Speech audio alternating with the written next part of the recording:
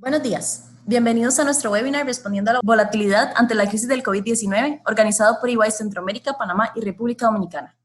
Estaremos atendiendo sus preguntas al finalizar la sesión, por lo que les pedimos nos las haga llegar a través del chat de la herramienta. Debido a que la situación actual nos obliga a estar cada persona en su hogar, les pedimos disculpas de antemano por cualquier tema de conexión o comunicación que podamos tener. Para la presentación de hoy nos acompañan los siguientes expertos: Luis Artavia, nuestro socio director de la práctica de transacciones y estrategia; Eduardo Videche, socio de transacciones, experto en asesoría en banca de inversión y fusiones y adquisiciones; Mario Morales, director de estrategia e innovación; y Pablo Bonsangue, director de reestructuración. Sin más, entonces, los dejo con Mario. Muchas gracias, Priscila. Muy buenos días a todos. Muchas gracias a todos por participar en este webinar. Nos acompañan más de 400 personas de todo Centroamérica y algunas personas de República Dominicana y América del Sur. Espero que ustedes y sus familias estén en sus hogares bien, cumpliendo con las medidas de aislamiento social que nos han pedido las autoridades de cada país. Este webinar ha sido diseñado por el área de estrategia y transacciones de EY Centroamérica, que nos especializamos en ayudar a las empresas a definir sus estrategias de negocios, hacer fusiones y adquisiciones, M&A, y apoyar a la integración de empresas luego de una adquisición, valoración de empresas, activos, modelado de negocios y reestructuración financiera. Estamos conscientes de los retos que hoy viven las empresas en estos momentos y es por eso que reunimos un equipo de especialistas de nuestra línea de servicios para compartir con ustedes consejos prácticos que les ayuden a sus empresas a sobrevivir y salir fortalecidas en esta crisis. La agenda que tenemos el día de hoy es la siguiente. Eduardo Videche, socio de nuestra práctica de Investment Banking, nos va a hacer un resumen sobre los impactos humanos y financieros que está teniendo el COVID-19 en el mundo y en nuestra región. Él nos va a hablar de cuáles son los sectores más afectados y la importancia de que las empresas gestionen la liquidez para tener una mayor resiliencia durante esta crisis. Luego Pablo Bonsangue, socio especialista en servicios de reestructuración, nos va a dar información sobre qué pueden hacer las empresas para mejorar el efectivo, la gestión del efectivo en estos momentos. Seguidamente volvemos a Eduardo, quien nos va a hablar de reestructuración financiera y levantamiento de deuda, dos medidas que van más allá de la gestión de la liquidez del corto plazo y que son fundamentales para que su empresa pueda salir de la crisis. Luego yo, quien dirijo la práctica de estrategia e innovación, voy a tener la oportunidad de hablar sobre cómo su empresa puede repensar su estrategia y el modelo de negocios para el nuevo normal que vamos a tener luego de la crisis.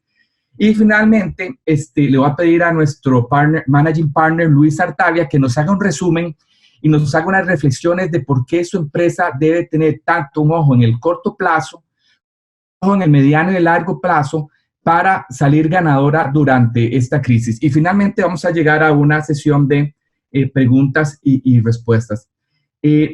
Antes de empezar, les quiero comentar que vamos a estar haciendo algunas preguntas interactivas durante el webinar, entonces les pido estar muy atentos para que incorporen su respuesta rápidamente y podamos compartir con todos los participantes de forma agregada y anónima el sentimiento de cada uno de ustedes, ¿verdad? Les advierto que puede ser que este webinar exceda la hora, por lo cual les pido una disculpa de antemano, pero tenemos mucha información valiosa que queremos compartirles y quiero decirles que si ustedes necesitan salirse antes por alguna razón, vamos a grabar este webinar para que lo puedan repasar y compartir con compañeros de trabajo o amigos. Así que ahora me gustaría cederle la palabra a Eduardo Videche para que nos haga un resumen de qué está sucediendo con el COVID-19 en el mundo y nuestra región. Eduardo. Muchas gracias, Mario. Los mismos deseos le transmito yo a toda la gente que hoy nos acompaña. Primero, un agradecimiento por acompañarnos y el mensaje de que ojalá que todos estemos sanos y cuidándonos y siguiendo las medidas de distanciamiento social que nos ayudarán a escampar esta tormenta. El nombre que le dimos a esta presentación es Respondiendo a la Volatilidad y yo dejo esa filmina que está en pantalla en estos momentos para que responda por nosotros. Esta es la curva que representa el índice Dow Jones desde la fecha que fue anunciado el primer caso de COVID-19 hasta el cierre de operaciones de la Bolsa de Nueva York de ayer. O sea, volatilidad creo que es una palabra que hasta se podría quedar corta. Esta es una foto a hoy en la mañana. Posiblemente todos estarán bien familiarizados con este web page. Al día de hoy, en la mañana, habían ya 877,000 casos y la crisis y el impacto humano es devastador. Más de 43,000 fallecimientos por concepto del COVID. Quise dejar en el centro de la foto precisamente no solo en nuestra área centroamericana y República Dominicana, sino también Estados Unidos. El epicentro de esta crisis fue China. Después se movió, después de 2 meses y medio, se movió a Europa, en donde está hoy el epicentro concentrado, principalmente por la cantidad de fallecimientos alrededor de esta enfermedad, pero lo que se espera es que en las próximas semanas el epicentro sea nuestro vecino del norte. Y la foto y lo marcado en rojo habla por sí solo.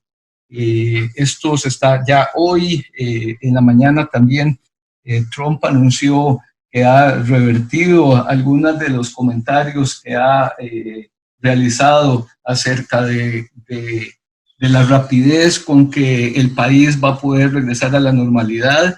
Y hoy ya se está hablando de un impacto solo en los Estados Unidos de entre 100 y 240,000 fallecimientos alrededor de la enfermedad. Podemos seguir.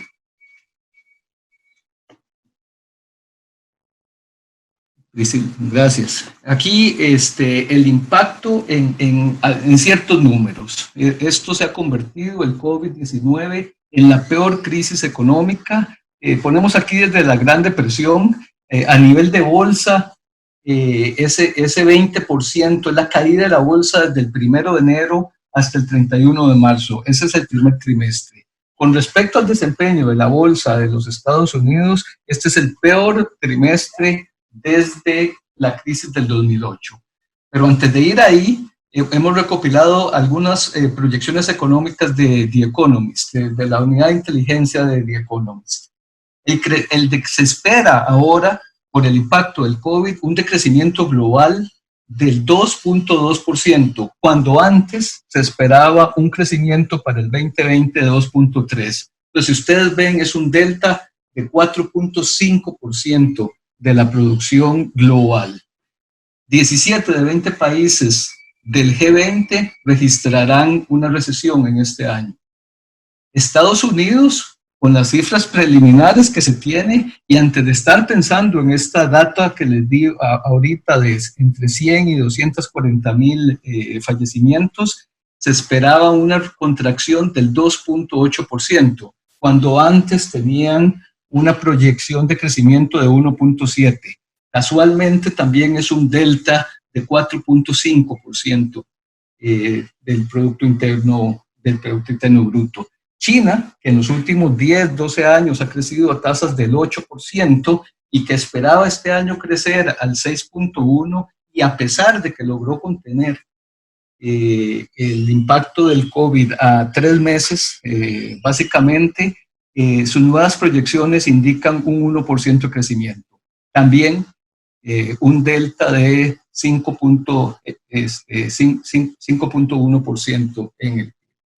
En términos generales de la eurozona, no solo el G20, se espera una recesión con una magnitud de 5.9% con respecto al Producto Interno Bruto.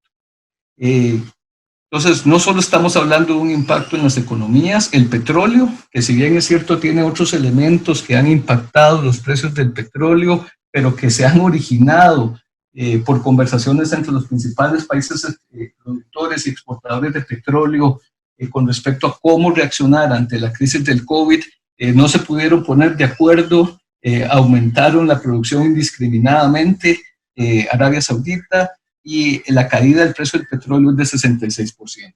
Y si bien es cierto, podemos decir que en nuestra región somos ganadores por esta caída tiene un impacto en todos los países productores, incluyendo países hermanos como Venezuela, que está lloviendo sobre mojado ahí, o como Colombia, para no ir tan lejos. La tasa de desempleo, uno de los impactos más importantes desde la perspectiva humana, también económica, pero humana. Joseph Stiglitz está proyectando, está conversando de que en Estados Unidos el impacto va a ser entre el 20 y el 30% de desempleo. Cifras no vistas desde la Gran Depresión. Ya hablamos un poquito de los casos confirmados, pero en términos del impacto global, más de 180 países tienen casos confirmados.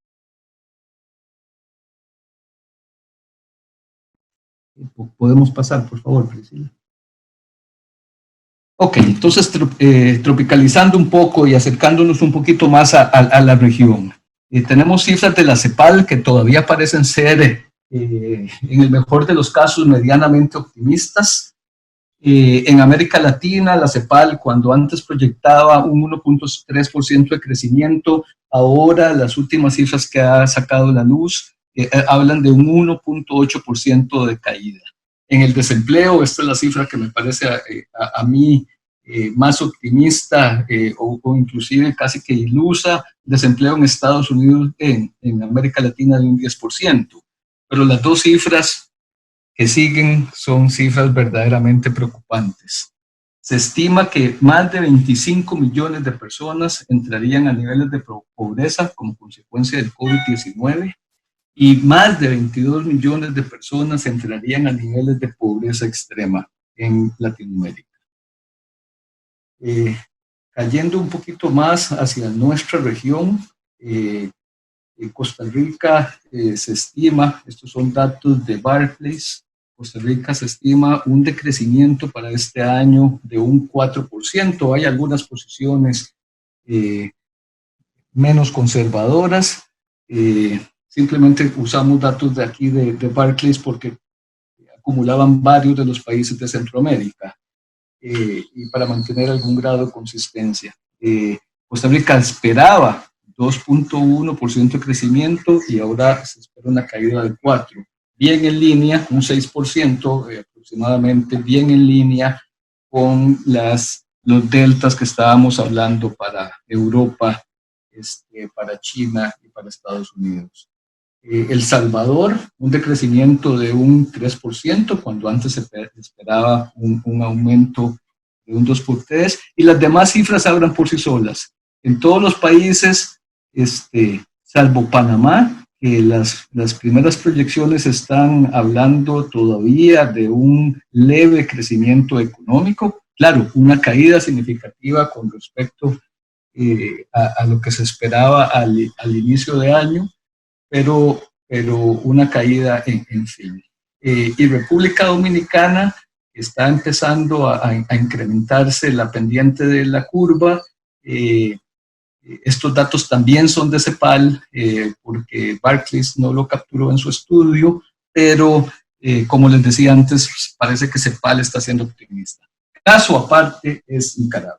Y por eso, no es que tengamos nada en contra de nuestros hermanos nicaragüenses, lo que sí es que parece que las cifras que provienen del gobierno no son del todo confiables, ni en cuanto a infectados, ni en cuanto a fallecimientos, y tampoco en cuanto a proyecciones económicas. Entonces no quisimos, sabemos que está teniendo un impacto en la mejor de las circunstancias igual a las de otros países centroamericanos. Y esto sobre un país que ya tenía una economía relativamente debilitada por las manifestaciones públicas que se dieron hace algunos meses atrás y las interrupciones que eso generó en cuanto a fuerza de trabajo.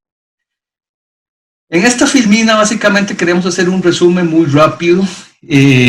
La misma razón de por qué la la filmina no captura los elementos de Nicaragua, pero en mayor o menor medida todos los países centroamericanos han tomado políticas que están bien en línea con las políticas que otros países desarrollados han tomado frente a esta crisis. Aquellos que han podido han tomado medidas de política monetaria, básicamente bajar las tasas de interés, con diferentes propósitos. Aquí claramente El Salvador y Panamá no están capturados porque tienen economías dolarizadas y no tienen la flexibilidad de administrar la tasa de política monetaria.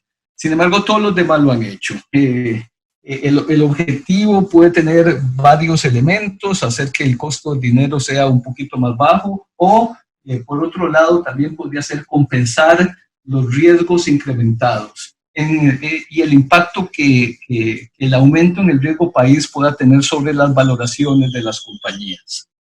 ¿Okay? Y también se han tomado una serie de medidas de política fiscal y algunas otras medidas. Y los temas de política fiscal son principalmente enfocados a proteger la liquidez de las compañías y a dejar algo de dinero en la calle. Programas como en Estados Unidos, que tuvieron un paquete de estímulo que ya fue aprobado la semana pasada, de $2 trillones, inclusive con una especie de experimento social. En ese paquete en Estados Unidos se dio lo que llaman los economistas helicopter money.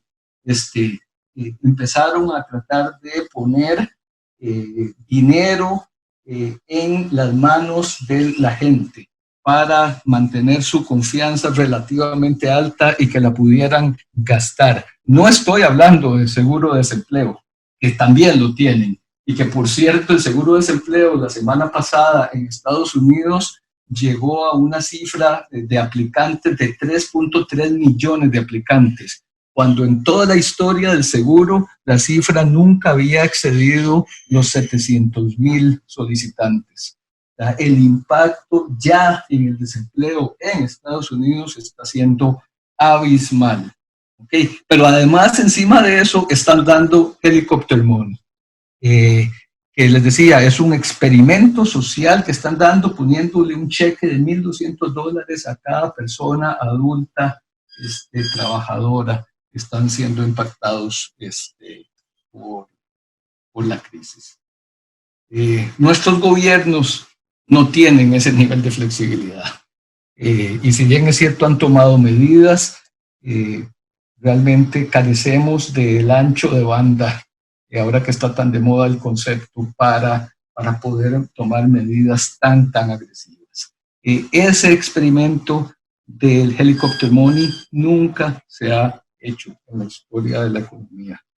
Y estaremos pendientes de ver cuál es el resultado. A ver si podemos pasar. Vamos a hacer una pausa en este momento para hacerles a cada uno de ustedes una pregunta.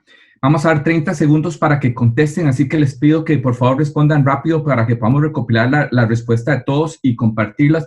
La pregunta que tenemos es, ¿qué acción de política pública podría darle mayor ayuda a su empresa y a sus empleados mientras usted responde y se recupera del COVID-19? Tenemos 4 opciones. Degradación del impuesto sobre la renta, ayuda financiera directa para los empleados afectados, relajación de las restricciones al comercio y aranceles o flexibilidad en el cumplimiento con requerimientos regulatorios clave. Entonces, nos gustaría entender en estos momentos cuál medida pública tendría un mayor impacto por ustedes. Les pido que por favor voten rápido para poder presentar los resultados.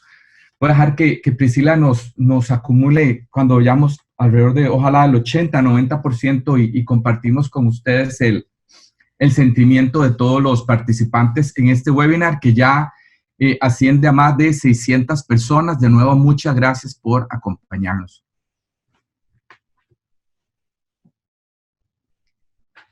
Priscila, ¿cuántas respuestas tenemos? ¿Qué porcentaje de la audiencia nos ha contestado? Estamos por el 65%.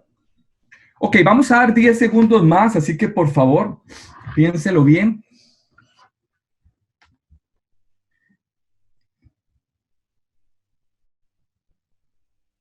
Carlos Fernández pregunta, ¿cuántas personas están participando? Están en estos momentos 611 personas y subiendo rápidamente.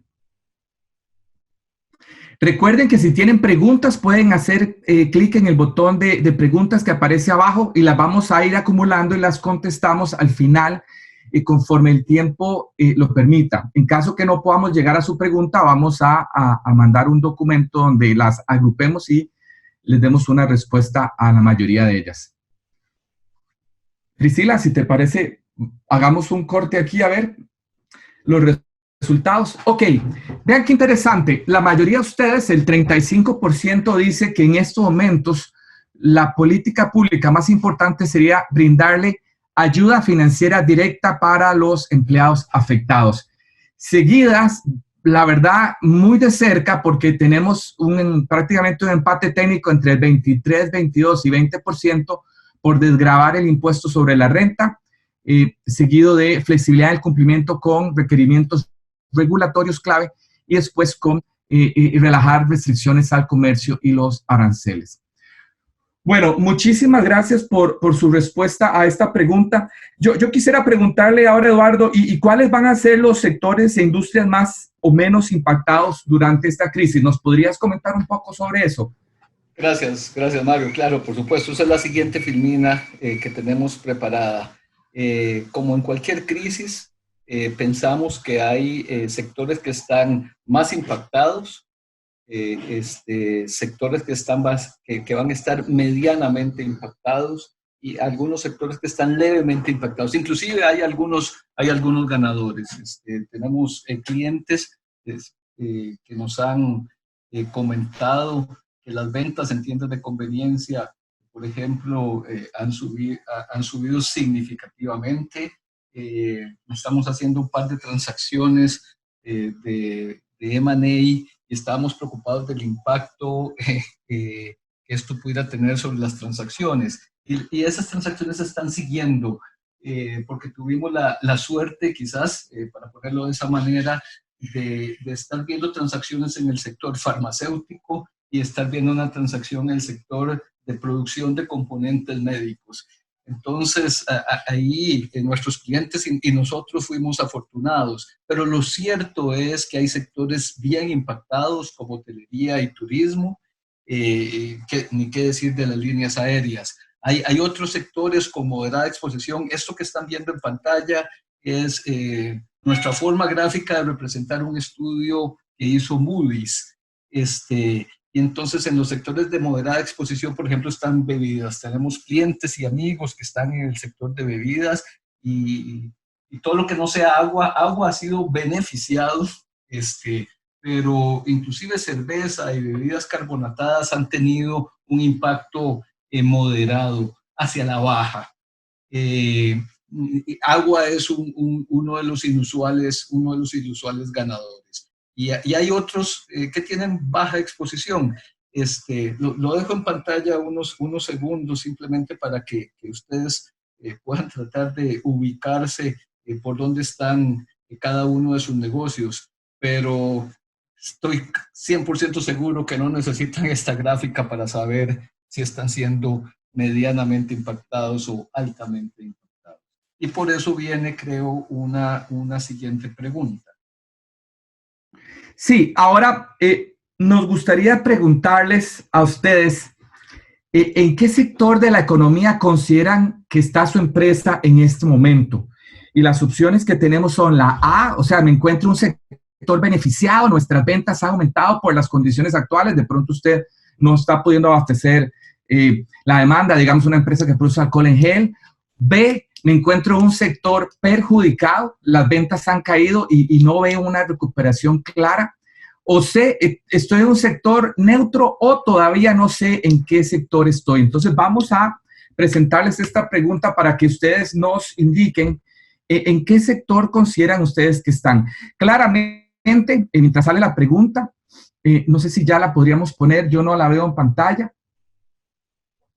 Mientras sale la pregunta, obviamente queremos comentarles que hay categorías que han tenido un impacto muy fuerte, obviamente lo que es todo lo que es líneas aéreas, los productos de lujo, categorías como bienes de consumo durable, como refrigeradoras, etcétera, tiendas de electrodomésticos han visto caer claramente muy fuerte su demanda, los restaurantes, ¿verdad? Mientras que hay otras categorías que se han visto favorecidas, como por ejemplo todo lo que tiene que ver con alimentación, salud, comida saludable, medicinas, etcétera. Yo no veo en este momento la pregunta desplegarse, entonces quisiera consultarle a mi equipo si se desplegó la pregunta. La pregunta ya se lanzó, pero estoy revisando por qué es que no les sale a ustedes en el sistema. Uh-huh. Dicen algunas participantes que no les salen. No sé si podrían poner, por favor, ahí en el chat si se desplegó o no. Parece que sí, ¿verdad? No, me dice que no, hay varias personas que dicen que no les sale. No sé si podríamos, no, la mayoría dice que no les está apareciendo la pregunta. Entonces vamos a ver si podemos resolver ese problema técnico para que a todos les salga. Porque la verdad que es una pregunta que ahí está. Para mí es muy importante esta pregunta, ¿verdad? ¿En qué sector de la economía considera usted que está su empresa? ¿Es un sector beneficiado, un sector perjudicado o un sector neutro? Todavía no sé en qué sector estoy, ¿verdad?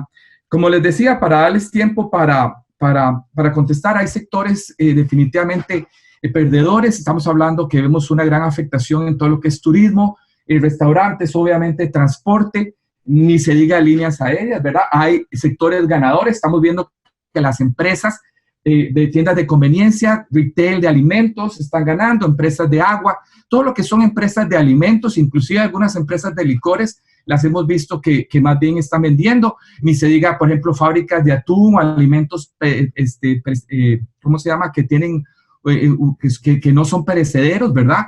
Están teniendo repunte, inclusive trabajando varios turnos para poder satisfacer la demanda, ¿verdad? Recordemos que mucho de esto tiene que ver con que también ahora hay un efecto de acumulación, la gente está acumulando muchas de estas cosas y probablemente su consumo descienda, ni se diga, por ejemplo, el papel higiénico, ¿verdad? Pero entonces, Priscila, cuéntenos cómo vamos con las estadísticas. Ya estamos en el 70%. Uh-huh. Algunas personas nos están pidiendo si pudiéramos poner de nuevo la gráfica por sector, Priscila, si te puedes regresar un poquito como para que ellos vean. Igual esto lo vamos a compartir, ¿verdad? Estoy seguro que esta gráfica es muy importante para todos ustedes, ¿verdad? Aquí podemos ver algunos sectores. Sin embargo, cuando hemos analizado a clientes particulares que nos están pidiendo ayuda en este momento, algunos que aparecen aquí como exposición moderada, como empresas de bebidas o media, servicios, en estos momentos más bien se han ubicado como sectores que sienten que están perdedores con gran incertidumbre. Aquí están los resultados. Bueno, lamentablemente el 60% de ustedes se considera que están en sectores perjudicados, que sus ventas han caído, la mayoría, seguido por un 31% que se consideran neutro o que todavía no están seguros cómo esta crisis los va a afectar. Y ahí tenemos el 91% de las personas. Y solamente 8% de ustedes, los participantes, que ya en este momento asciende a 642 personas, considera que están en un sector beneficiado. Entonces, claramente esto nos demuestra que todos ustedes están siendo muy, muy afectados. Bajo estas circunstancias, Eduardo, ¿deben las empresas enfocarse únicamente en el corto plazo o también deben tener un ojo puesto al futuro? Bueno, bonita pregunta. Hacia allá vamos. Y la idea a partir de ahora sería aterrizar un poquito más nuestro análisis y nuestras ideas que queríamos compartir hoy. Entonces, si podemos pasar para la siguiente filmina, Priscila. Aquí hablamos de 3 horizontes. En medio de una crisis mayor, el instinto natural es redoblar esfuerzos en el ahora. Posiblemente todos estos que respondieron que estaban en un sector afectado están sintiendo importantes presiones de liquidez. Y entonces, cuando la supervivencia de la empresa está en juego, responder a esas amenazas inmediatas, apagar incendios, toma mayor relevancia. Y por eso en el ahora hablamos de resolver. Hay que resolver y posiblemente muchos de los CFOs que nos están acompañando están en esa lucha diaria. ¿Okay? Pero a pesar de que esto es totalmente entendible, también es crítico mantener atención en el después e inclusive todavía mirar con un ojo el más allá del después.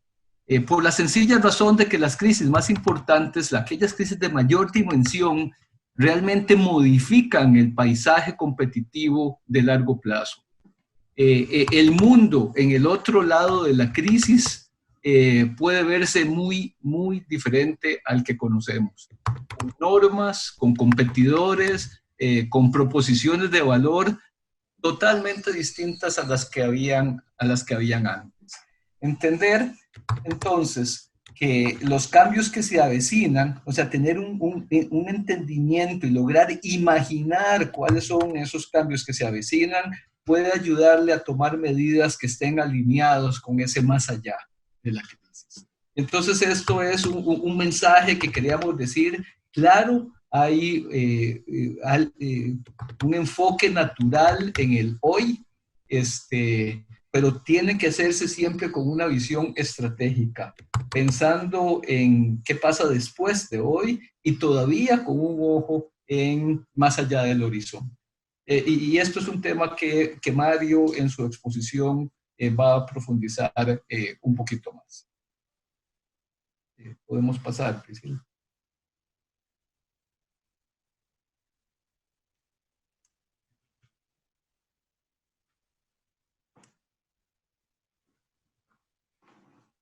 Bueno, mientras esperamos a que Priscila logre, quizás por la cantidad de gente que está un poquito lenta la herramienta, pero empiezo a decirles que la crisis del COVID es única, porque su combinación de desafíos la hace única. Y por estas características, el proceso de mitigación es muy complejo. O sea, la naturaleza de la crisis. Esta crisis tiene interrupciones en la demanda, que estoy seguro que la estamos viviendo, pero también tiene interrupciones en la cadena de abastecimiento, en la oferta, en cómo me llegan los materiales y los suministros y las materias primas para satisfacer la demanda. ¿Ok? Esos dos elementos en paralelo, eso no es usual. O sea, que tengamos un impacto sobre demanda, pero también sobre suministros, eso no es usual. El nivel de incertidumbre. Conocemos de la velocidad a la que se ha desarrollado esta crisis. Hace tan solo 6 semanas hablábamos de que el epicentro era China. Pero la profundidad y la duración del impacto de esta crisis todavía es incierta. No hay ninguna bola de cristal que no esté nublada. Y hay opiniones encontradas, y hay opiniones que dicen que esto va a durar 3 meses, hay otros que dicen que 6, hay otros que dicen que 9, y realmente su opinión es tan valiosa como la mía y la del vecino. Por eso es que esta crisis es compleja. Tercero, por el nivel de contagio. Esto es un problema sistémico.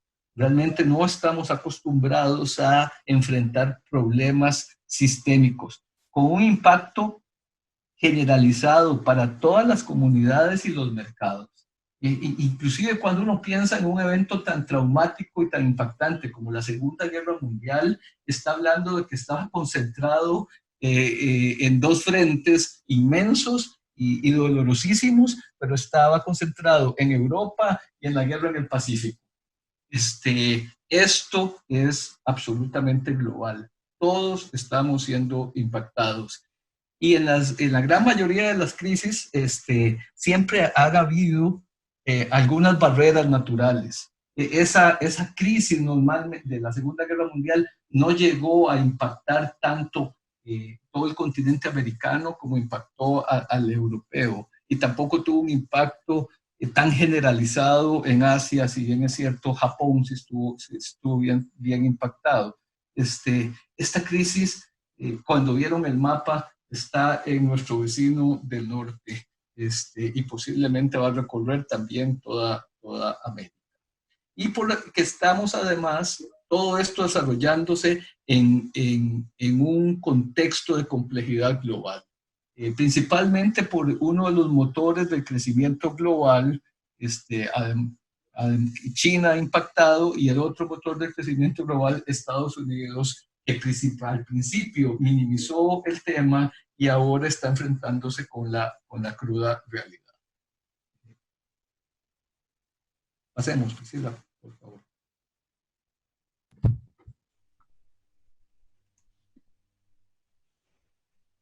Y ahora lo que tenemos para ustedes es una pregunta muy importante. Digamos, asumiendo que la prioridad número uno de la mayoría de las organizaciones debería ser mantener la salud y el bienestar de nuestros colaboradores, ¿cuál es la siguiente prioridad para su empresa justo en este momento? Y nos interesa mucho saber esto porque así podríamos personalizar otros webinars en el futuro. O sea, usted está preocupado hoy en asegurar la continuidad de su negocio, cadena de suministro, mantener abiertos sus locales, sus tiendas, su operación. 2, le preocupa más mantener los empleos de sus colaboradores, aunque sea una jornada disminuida. 3, es un tema hoy de más bien optimizar la tesorería, flujo de caja, ir por esas cuentas por cobrar, reducir el capital de trabajo, ¿verdad? O puede ser un tema de buscar nuevas opciones de refinanciamiento cuando ya definitivamente no nos ayuda el flujo de corto plazo. O usted está pensando más en implementar estrategias, ya sea para aumentar las ventas o reducir los costos, o finalmente, de pronto usted está en una posición tan privilegiada que lo que está buscando es aprovechar las oportunidades que la crisis presenta. Entonces, nos gustaría, digamos, entender y compartir con todos ustedes de forma agregada y anónima cuál es la prioridad más importante de su empresa, después, obviamente, de la salud y el bienestar de su gente.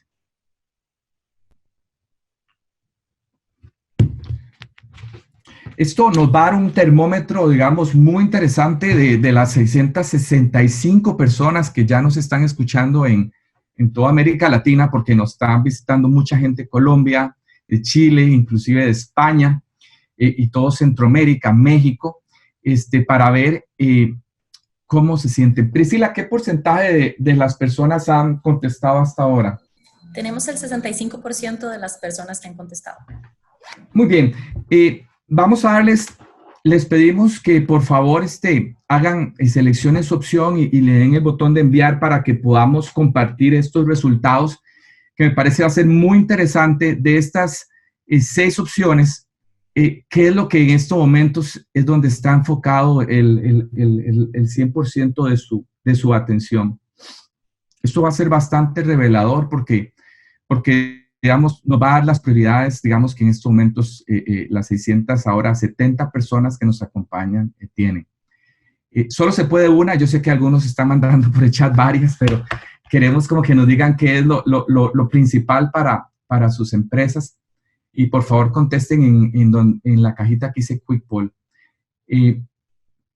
Priscila, vienen los resultados. Ok, bueno, vean qué interesante. Prácticamente la mayoría, el 45%, la prioridad número 1 es asegurar la continuidad del negocio, o sea, mantener las puertas abiertas, 46%. Seguido por, me parece que el que le sigue, vean qué interesante, no, por el 17, sí. Bueno, la segunda, muy empatada con la tercera, con un 17%, es implementar estrategias para aumentar las ventas y o reducir los costos. O sea, ahí tenemos más del 50% dice, quiero que mi negocio siga, necesito bajar costos y necesito ver cómo vendo en estas épocas. Ahora, vean qué interesante que un 16% tiene una mentalidad muy proactiva de aprovechar las oportunidades que presente la crisis. Si recuerdan, solamente 8% de ustedes se clasificaban en sectores ganadores. Entonces quiere decir que hay otro porcentaje más, otro 8%, que a pesar que no está en un sector ganador, quiere aprovechar las oportunidades de la crisis y ser proactivo. Me parece muy bien. Después, y con bastante lógica, sigue en un 13% optimizar la tesorería, el tema de los flujos de caja, ¿verdad? Y después mantener los empleos, siendo en este momento buscar las opciones de refinanciamiento. Solamente 7 de ustedes están pensando eso, o el 1%, lo cual puede ser muy lógico por el momento en que nos encontramos de la crisis, donde las opciones de refinanciamiento van a venir probablemente conforme se vaya acabando la liquidez de corto plazo. Ahora, vean, antes de darle la palabra a Eduardo, hoy se viene hablando mucho de esta palabra, la resiliencia. Yo busqué en el diccionario y dice la capacidad de sobreponerse a momentos críticos y adaptarse y luego experimentar alguna situación inusual o inesperada. También indica volver a la normalidad. O sea, es un término que viene del latín resilio, que significa saltar hacia atrás y rebotar. Vean qué interesante. Entonces, esta es una actitud que mucha gente está tomando, ¿verdad? Para superar la adversidad y el estrés, ¿verdad? Entonces, Eduardo, ¿qué pueden hacer hoy las empresas para mejorar su resiliencia durante esta crisis?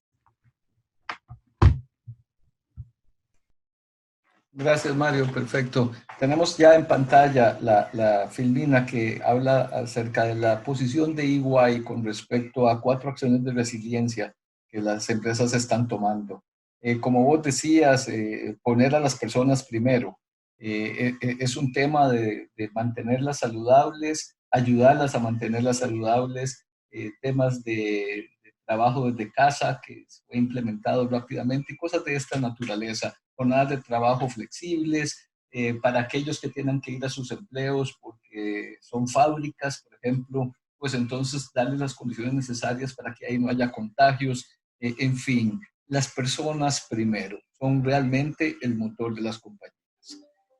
Segundo, temas de operación y comunicación. Tercero, enfoque en liquidez, que para asegurar la continuidad del negocio. Aquí se viene a la mente aquel viejo adagio de cash is king, y creo que con las respuestas que vimos en la pregunta anterior, posiblemente para asegurar la continuidad del negocio, muchos de los participantes en este seminario están pensando en eso. Y finalmente, administrar la compañía dinámicamente, con un ojo, como decíamos antes, viendo hacia el futuro. Destacar en esta filmina solo 2 cosas. A pesar de que la gestión de liquidez posiblemente está menos desarrollada, las empresas normalmente tienen un enfoque más en rentabilidad. Hoy en día, posiblemente esa ecuación se ha invertido. Y es más importante atraer la mayor cantidad de efectivo a la compañía que sea posible, inclusive sacrificando algunos puntos o varios puntos de rentabilidad. De nuevo, cash is king, porque el efectivo es el único que paga salarios, no se puede pagar con utilidades, el efectivo es lo único que paga el servicio de la deuda, el efectivo es el único que le paga a proveedores para poder seguir produciendo, es el que paga alquileres, en fin, creo que me entienden el tema.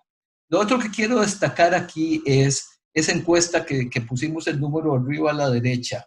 Esta es una encuesta global preparada por la firma que se llama el EY Global Risk Survey, que se pasó este año antes de la crisis. Y 79% de los miembros de juntas directivas afirmaron que sus organizaciones no estaban tan bien preparadas para enfrentar un evento de crisis. Y después se nos vino encima este evento.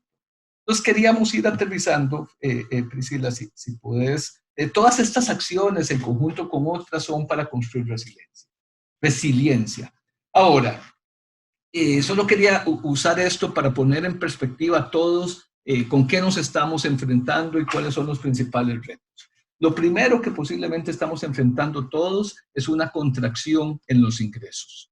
¿Okay? Está entrando menos dinero, estoy vendiendo menos. ¿Okay? ¿okay? Y al vender menos, también posiblemente ya tengo una idea bien concebida dentro de la estructura organizacional para conservar el efectivo. Pero ¿qué es lo que pasa? Esta crisis no me afecta solo a mí, afecta a todos. Y posiblemente ya todos nuestros clientes, nuestros proveedores y nuestros colegas están en la misma situación. Esto es un continuo. Entonces yo estoy tratando de proteger la liquidez y tratando de cobrar mis cuentas por cobrar más rápido, pero mis clientes también están protegiendo su liquidez y tratando de atrasar el pago de las cuentas por pagar. Lo mismo del otro lado de la ecuación, con los proveedores. Yo estoy tratando de atrasar los pagos de los proveedores y los proveedores, por el otro lado, están empujándome a mí para que les pague antes. Entonces, esto es un juego de suma cero, el juego de la liquidez. Lo que yo gano de un lado, posiblemente lo pierde otro. Vamos a ver, y si en la cadena hay alguien que esté cash rich, está posiblemente siendo muy beneficiado.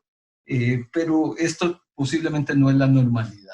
Ahora, si esto está sucediendo y yo tengo problemas con proveedores, es capaz que tengo, y ya se han vivido, disrupciones logísticas. Y estas disrupciones logísticas afectan los volúmenes, o sea, lo que necesito tal vez no me está llegando. Podría afectar costos, incrementos en costos, porque la producción de mis proveedores también está siendo impactada, o inclusive cosas que no es el concepto de esta presentación, pero penalidades por incumplimientos contractuales. Y entonces hay que buscar medidas de protección para no verse impactado por este tipo de situaciones. Ahora, si yo tengo problemas con mis proveedores, es posible que tome una posición de acumular inventarios, pero es contraintuitiva un proceso de acumular inventarios si estoy tratando de cuidar el efectivo, ¿verdad? Entonces estoy impactando negativamente el working capital, el capital de trabajo de la compañía,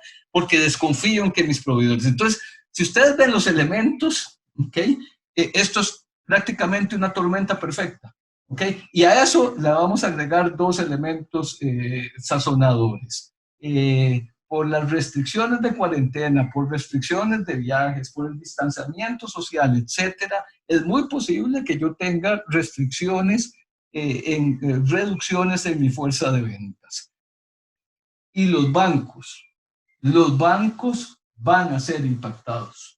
Y posiblemente nos agarró en un buen momento porque los bancos, no solo en Centroamérica, globalmente, debido a acciones que se tomaron después de la crisis del 2008, están inusualmente bien capitalizados. Los grandes bancos del mundo andan posiblemente con relaciones de capital de 10% a 15%.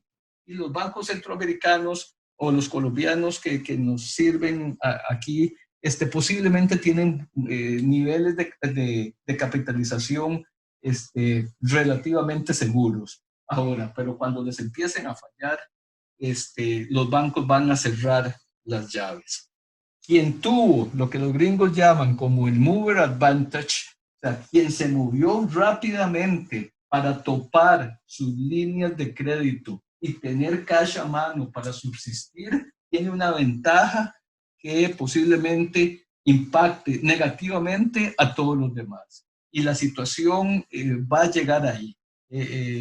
He leído comentarios de los grandes bancos globales, por ejemplo, del CEO de JP Morgan Chase, en donde decía, sí, vamos a cooperar con el gobierno, vamos a darle más crédito a la gente, vamos a darle más crédito a las medianas y pequeñas compañías, pero no nos vamos a poner en una posición de fracasar como banco.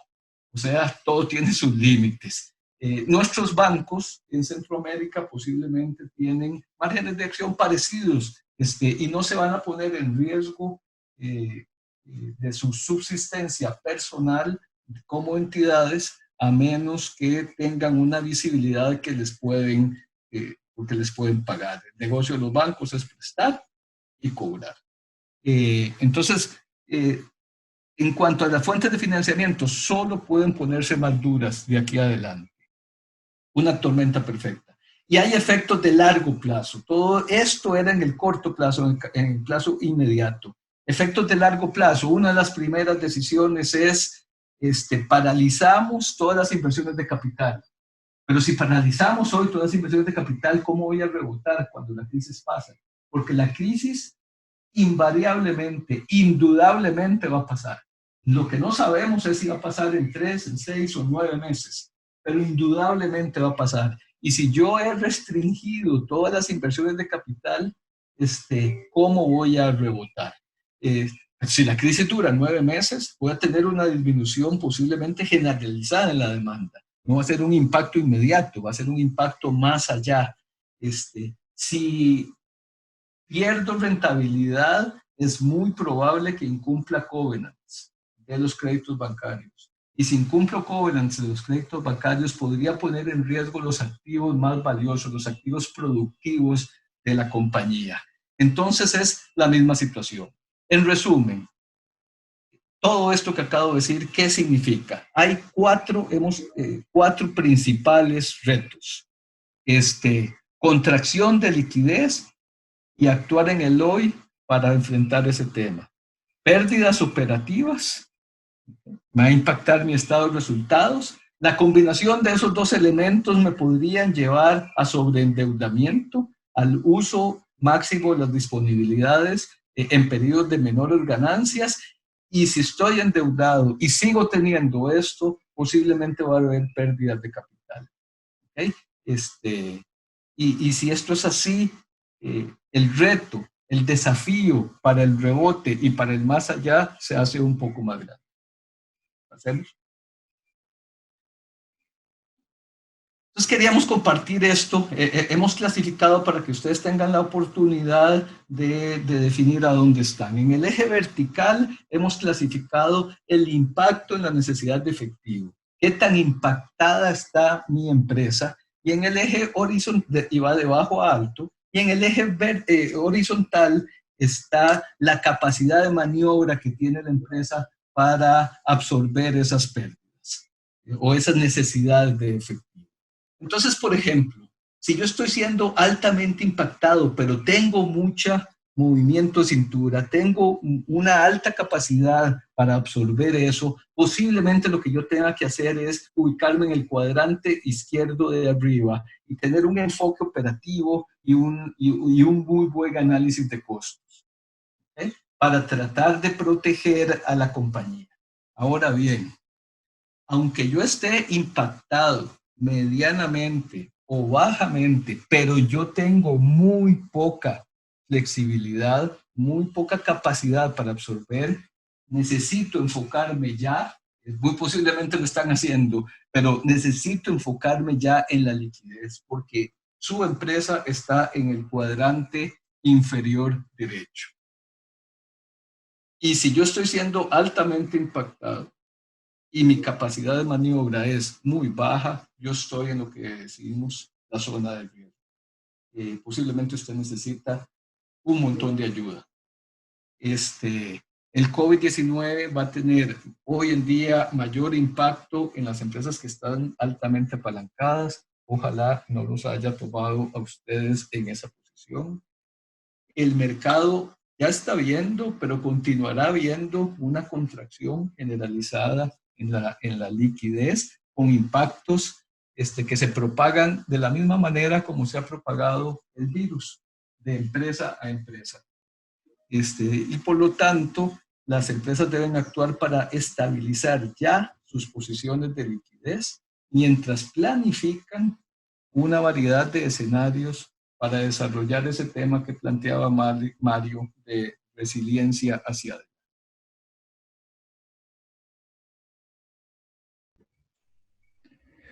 Muchas gracias, Eduardo. Vamos a pasar a la siguiente pregunta, por favor, rápidamente. De antemano les quiero pedir disculpas porque ya se está terminando la hora que les pedimos. Sin embargo, es mucha información que queremos compartir con ustedes.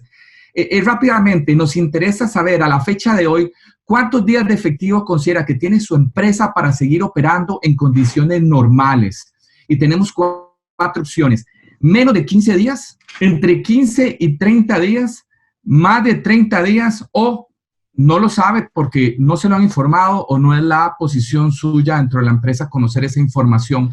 Les pido que contestemos rápido para poder continuar con este tema, pero digamos, sí, antes de entrar al siguiente tema que ya tiene que ver con la liquidez, nos gustaría conocer su respuesta. Algunos que nos han dicho que duramos mucho tiempo en esto, es que nos gusta esperar a que una gran mayoría de ustedes hayan contestado. Entonces, si nos tardamos un poquito es porque queremos tener la mayor cantidad de respuestas. Algunos de ustedes nos siguen preguntando que si vamos a compartir esta presentación y la respuesta es que sí, vamos a compartir una grabación de este webinar en su totalidad a sus correos el día de hoy cuando termine. Priscila, ¿cuántas respuestas llevamos? Estamos en el 65%. Ok, damos 10 segundos para que todos ustedes contesten desde el lugar donde estén, espero que sea sus casas, para ver cuál es el estado de las compañías donde ustedes trabajan en términos de liquidez. Y quiero hacer notar que me llamó mucho la atención que cuando vimos cuáles son los grandes retos que tienen sus empresas, solamente el 13% contestó que era un tema de liquidez. De acuerdo con las respuestas de ustedes, la mayoría, un 44%, considera que su empresa tiene más de 30 días de liquidez. Un 27% dice que le quedan entre 15 y 30 días de liquidez, seguido por un 10% que le quedan 15 días de liquidez y un 19% no lo sabe. Ahora me gustaría darle el pase a Pablo Bonsangue. Pablo, vos que has tenido oportunidad de trabajar en muchas empresas en temas de monitoreo, flujo de efectivo a corto plazo, identificar mejoras para mejorar el capital y procesos de refinanciamiento. ¿Cuánto es lo que tienen las empresas de liquidez en estos momentos en general en el mundo y cuántos días les podrían durar esas reservas?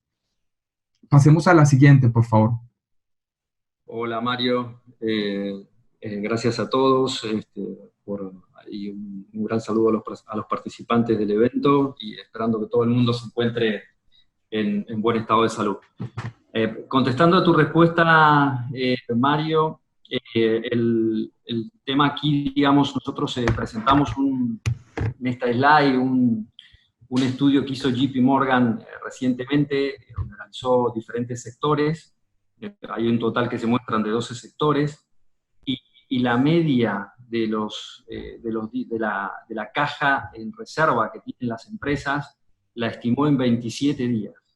Pero si vemos la gráfica, está inclinada hacia la izquierda, y nos da la sensación, digamos, claramente en el gráfico, cómo se inclina hacia ese tiempo es menor, ¿no? Porque 8 de esos 12 sectores analizados tienen menos de 30 días de caja.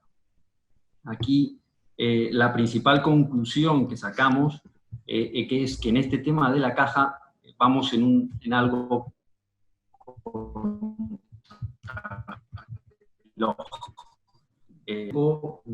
nuestra capacidad de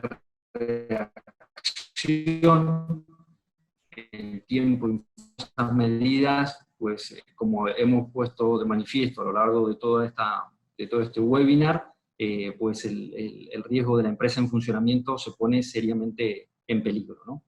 Y yo creo que... Pablo, perdón, se te cortó un momentito. Sí. Pablo, se te cortó un momentito mientras estabas diciendo eso último. ¿Podrías repetirlo, por favor? Sí, perdón, Mario. Poner de manifiesto la importancia del tiempo en esto de la tesorería, cómo nos juega en contra, y remarcar algo que Eduardo mencionó antes, ¿no? La única realidad es la caja. Todos los que somos financieros, que hemos estudiado finanzas y estamos relacionados con los valores razonables, la imagen fiel del patrimonio, cuando se ponen de manifiesto estas crisis, nos muestran que sin caja, pues las empresas no pueden continuar, definitivamente, ¿no? Y yo creo que esta crisis es una crisis de caja, ¿no? Y ahí me gustaría pasar a la siguiente slide, si es posible.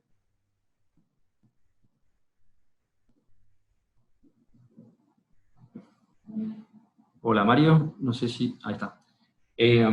Y eso, siendo una crisis de caja, lo que se pone de manifiesto es que quien está en ese centro del huracán, y es un poco lo que queremos mostrar en esta slide, es el CFO.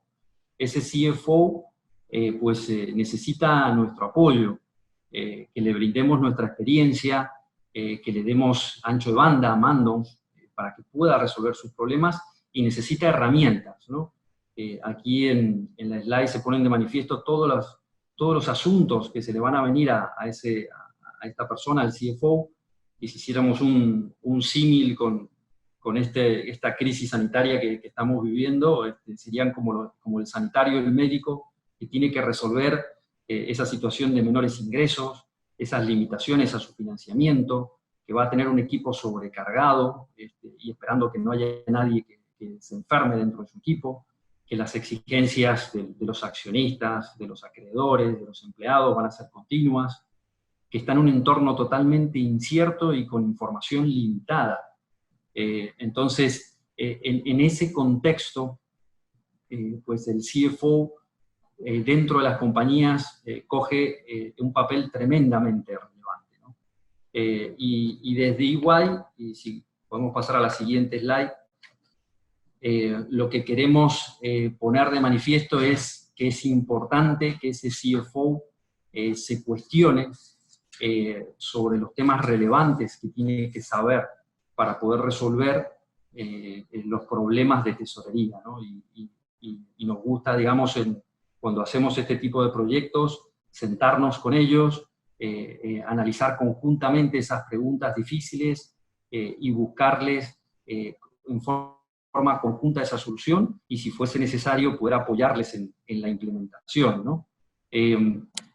Aquí en esta slide, digamos, hemos puesto algunas de esas preguntas que consideramos relevantes, ¿no? Como necesitamos estimar esa tesorería, cuánto es nuestra capacidad de maniobra que tenemos, de cuánto tiempo disponemos, algo que ya mencionamos anteriormente, el tema de covenants financieros, que se pueden romper y muchos ya se han roto por estas circunstancias.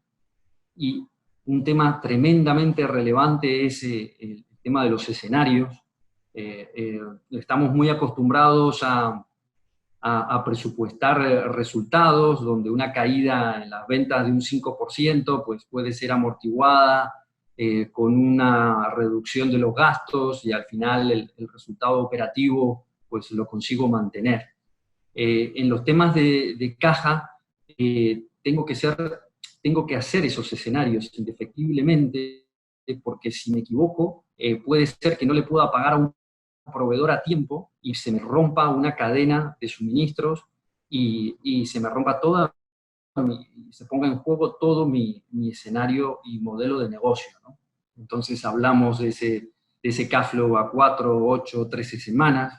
Y otro tema también muy importante que queremos poner sobre la mesa para los CFO es el momento de plantear fuentes no tradicionales de financiamiento. O sea, no solamente, y aquí anticipándome un poco a lo que va a hablar Eduardo más tarde, quizás es el momento de pensar en potenciales inversionistas que puedan entrar aquí, y también ver cómo queda mi foto de la empresa una vez que yo he estimado esas nuevas necesidades de caja, y si estoy realmente en una posición donde voy a poder hacer frente a ese rebote que todos esperamos y a ese post-crisis que todos deseamos que sea lo antes posible, ¿no?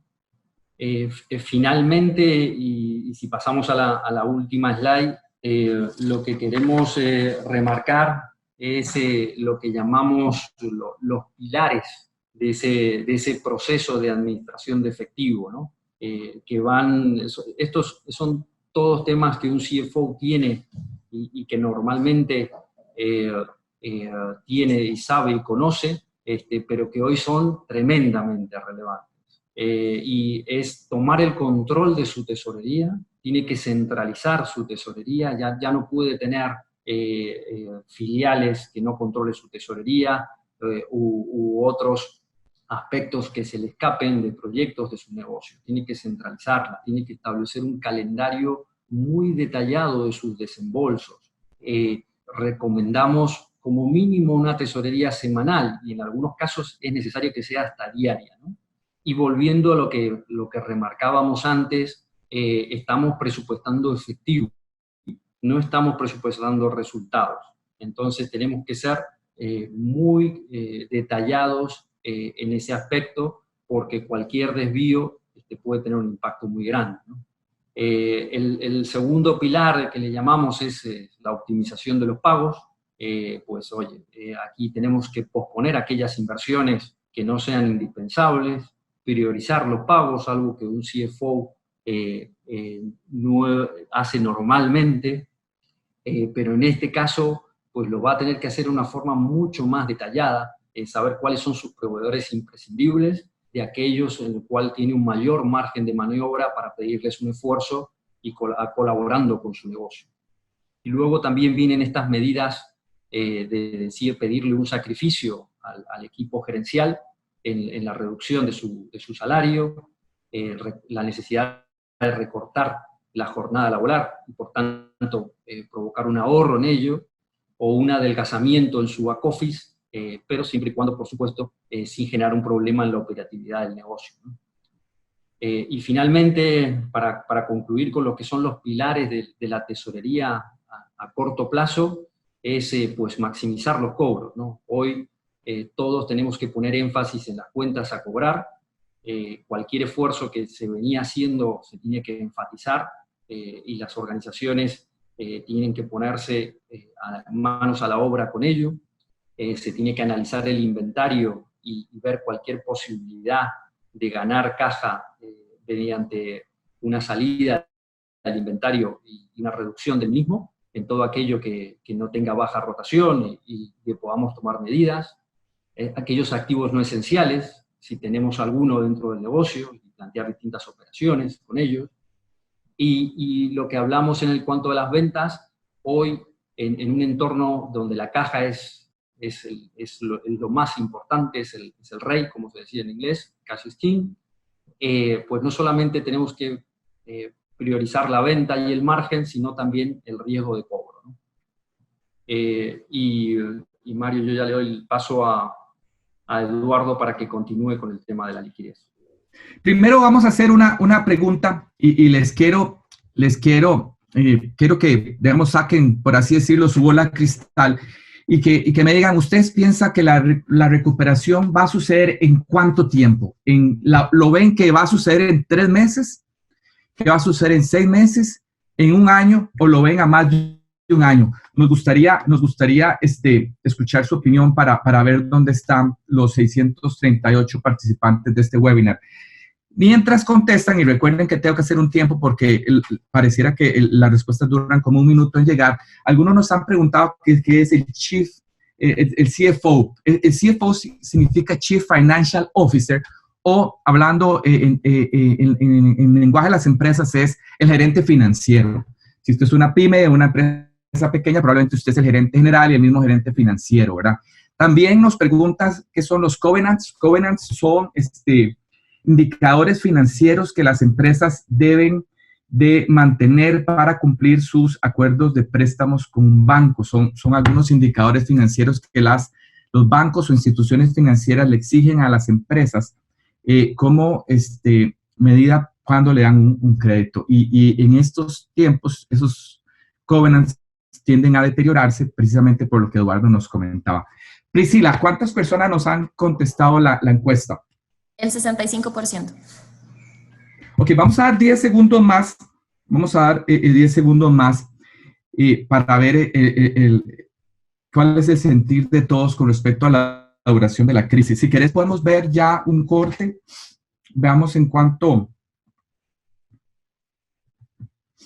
¿Cuál es la percepción? Bueno, dice aquí, la mayoría, empatado con el segundo lugar, considera que la recuperación va a suceder en 1 año, a 34%. El 33% piensa que es más de 1 año, o sea que prácticamente el 67% ustedes creen que sobra 1 año, 29% 6 meses y 4% ustedes, la minoría, lo ven que va a ser algo de 3 meses.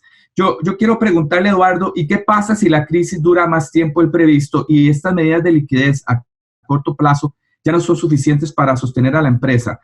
¿Habría que pensar en ya temas más de reestructuración o levantamiento de capital, Eduardo? Sin lugar a dudas, Mario. Inclusive hay que pensar en temas de tener una capacidad de modelaje financiero un poquito más sofisticada, porque una de las cosas que está sucediendo es la historia ya no nos sirve para proyectar el futuro. La liquidez que yo lograba capturar normalmente en las últimas semanas ya no necesariamente es la misma liquidez que logro capturar hoy en día, y por eso los planes de proyección de 13 semanas que decimos nosotros y en el sector bancario, que se refiere básicamente a 3 meses de operación, se vuelven muy, muy importantes.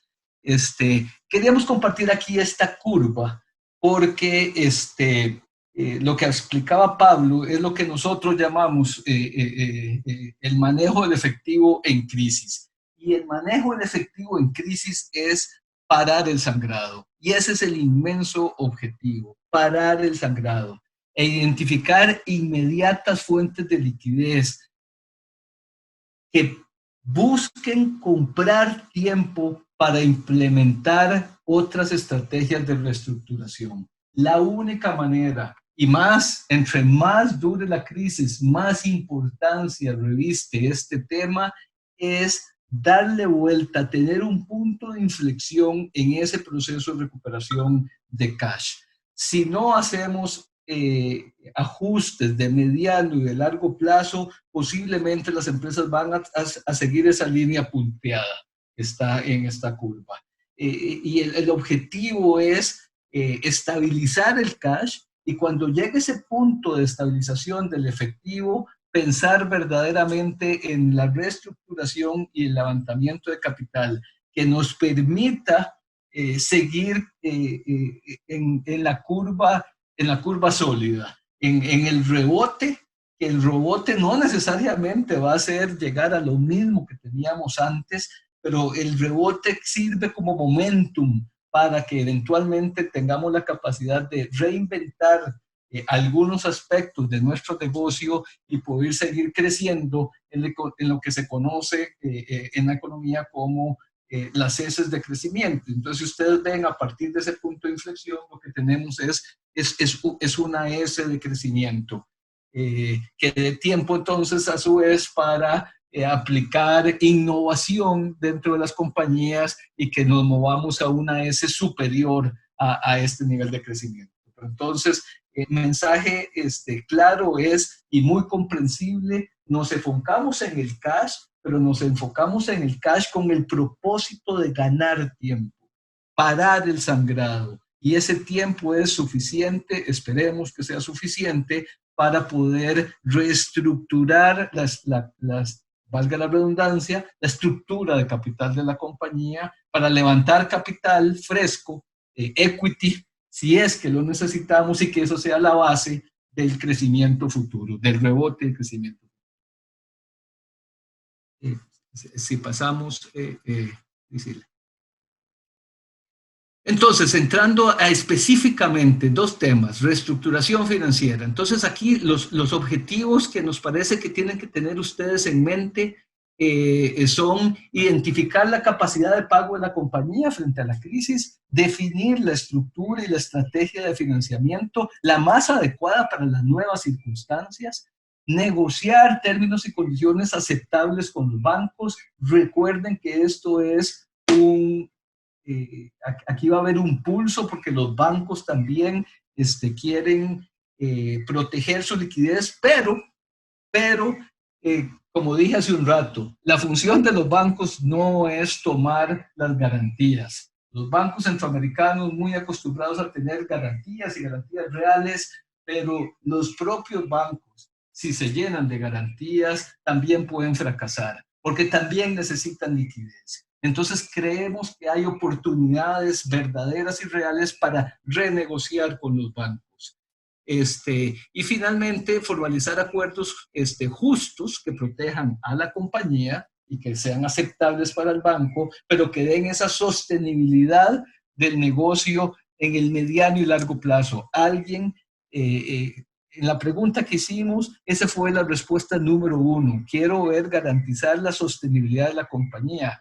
Nosotros creemos que el cash management, la gestión del efectivo, ayuda a parar el sangrado, pero la manera de conseguir la sostenibilidad en el mediano plazo de la compañía es revisitar, repensar la estructura de capital, Y ahí ven algunos pasos que, como esta filmina ha quedado en pantalla algún tiempo, puede ayudarlos a repasarlos si lo ven en la versión grabada. Realmente no hay tiempo de hacer un diagnóstico, el diagnóstico tiene que ser express y ahí hay algunos pasos que pueden tomarse para hacer el diagnóstico. Tiene que moverse rápidamente en una semana, en 10 días, del diagnóstico al diseño y otra vez en una semana moverse del diseño de la estructura de financiamiento a la implementación, que no es otra cosa que negociar con bancos, satisfacer los procesos de debida diligencia de los bancos y terminar el proceso de negociación de términos y condiciones. Si pasamos a la siguiente filmina, queríamos ponerles en perspectiva temas de levantamiento de capital.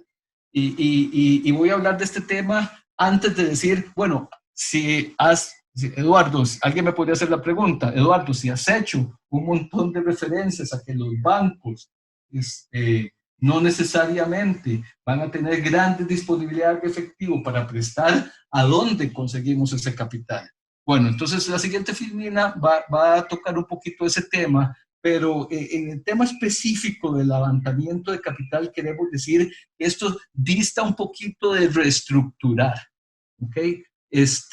Aquí la idea es poder volver, y más si esta crisis dura más de 3 meses, rebalancear la estructura de capital de la compañía.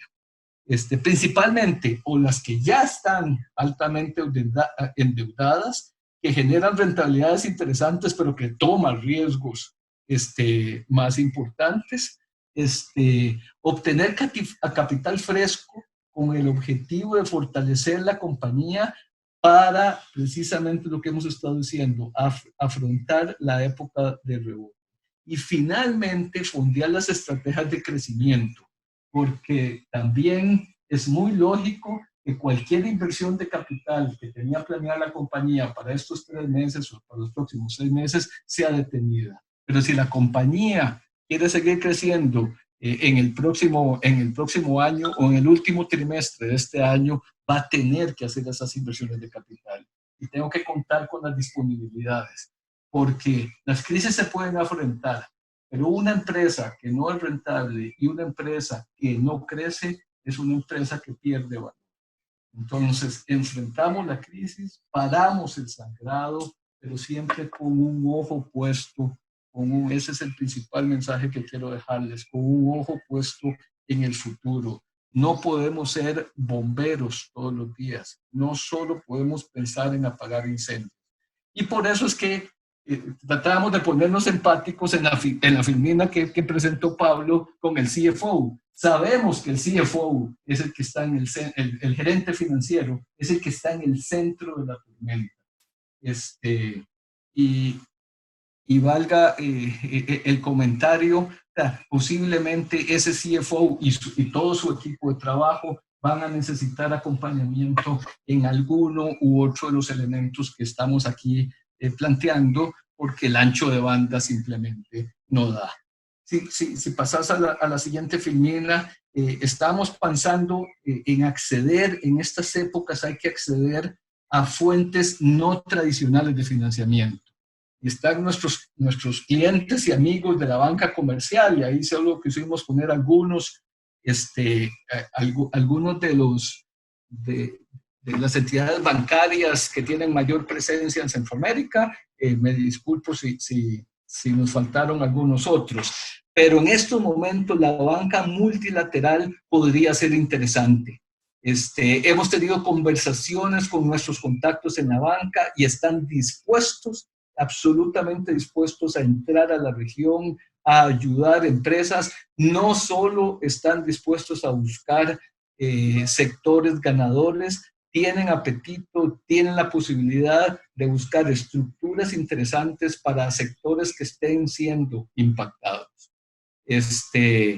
Entonces les dejo esa foto ahí, gente como la DG, como el IFC, como el Banco Centroamericano, como el FMO, son gente que además con las conversaciones que hemos tenido en las últimas semanas, hemos hecho un par de transacciones de refinanciamiento con ellos en las últimas semanas y se han movido inusualmente rápido, que esa es una de las principales temas. Y no perder de vista lo otro que es no usual, los fondos de capital privado. Aquí estamos poniendo a los que conocemos de cerca y a los que conocemos. Ninguno de estos fondos es centroamericano, pero todos tienen apetito por invertir en Centroamérica.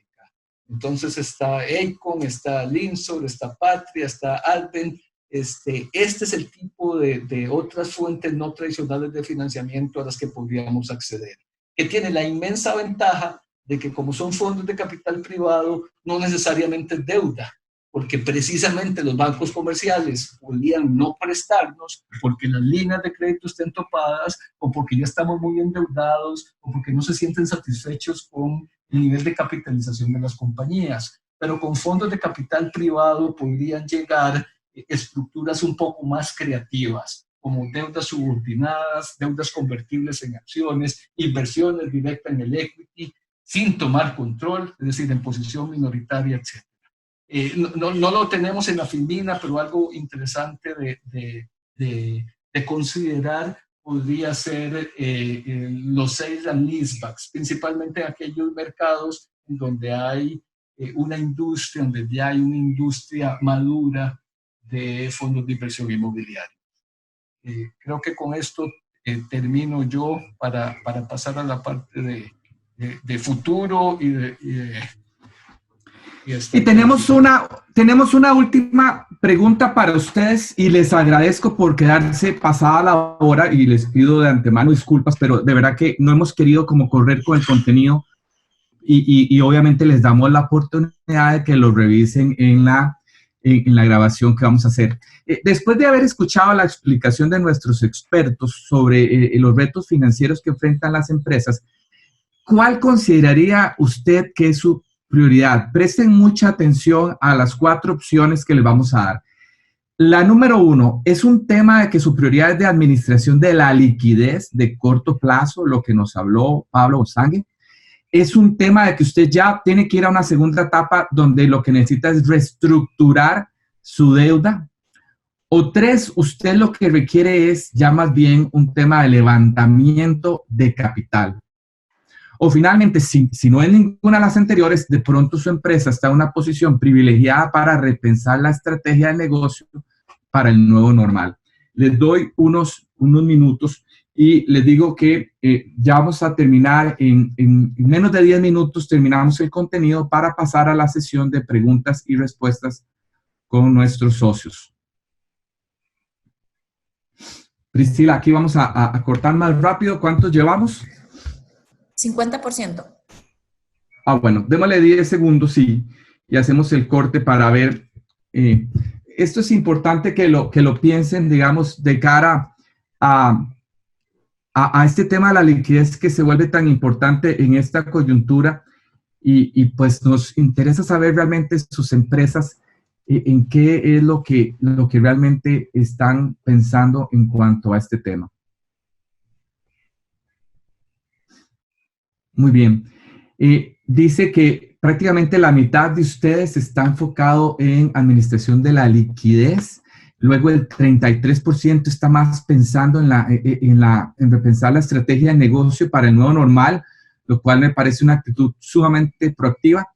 Un 12% de ustedes están considerando el levantamiento capital como una opción, probablemente de fuentes no tradicionales, obviamente, y ya un 8%, 37% de ustedes están pensando en reestructuración de la deuda.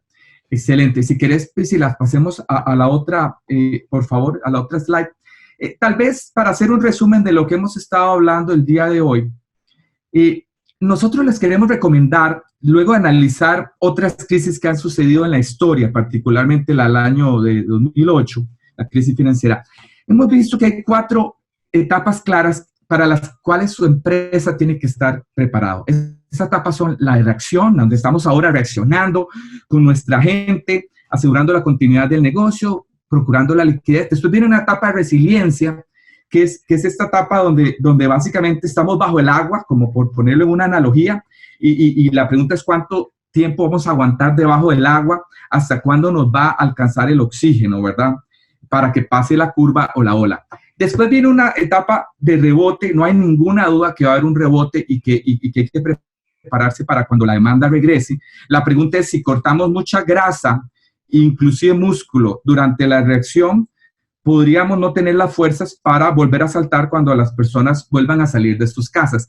Y la 4ª etapa tiene que ver con la reinvención, que es dado este nuevo normal, ¿cómo voy yo a reimaginarme mi modelo de negocios, mi estrategia, mi modelo operativo?